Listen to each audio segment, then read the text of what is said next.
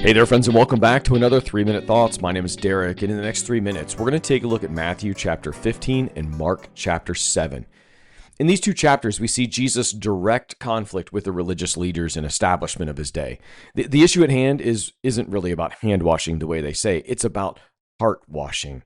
These chapters reveal the difference between external religion and internal transformation, human tradition and divine truth. All right, let's dig into these chapters. We're going to start with the first few verses of each chapter, Matthew 15, 1-9, and Mark 7, 1-13, kind of mirror images of each other.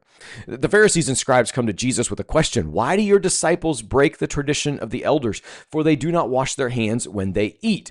Now, this really isn't about hygiene. It's not that they caught them with dirty hands at the dinner table.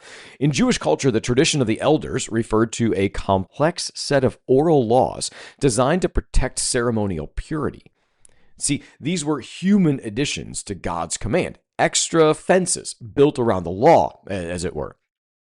Jesus turns their accusations back on them.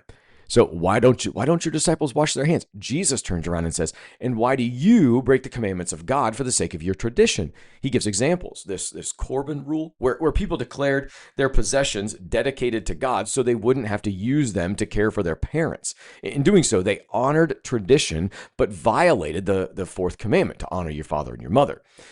Jesus is going to quote Isaiah 29 here. This people honors me with their lips, but their heart is far from me. In vain do they worship me, teaching as doctrines the commandments of men. See, the point is clear, right?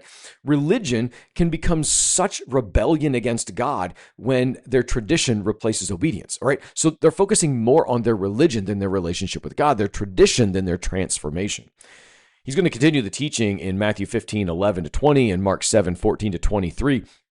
Jesus calls the crowd and he explains the core principle. He says, it's not what goes into a man's mouth that defiles him, but what comes out of his mouth, right? The statement is pretty much this revolutionary statement for all of them. It's redefining their purity. They thought purity was on the outside, but Jesus says purity isn't about what you eat or ingest, but rather it's about the integrity of a person's faith before God.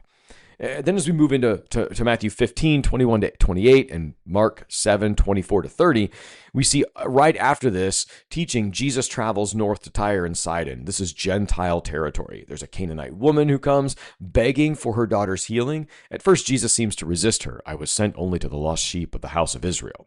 But her persistence and humility shine through. Jesus promises to heal, to protect. He praises her faith, heals her daughter instantly. The story embodies everything the previous debate was about. The Pharisees had clean hands, but their hearts were hard. But this Gentile had unclean background and yet a faithful heart. Be well, friends.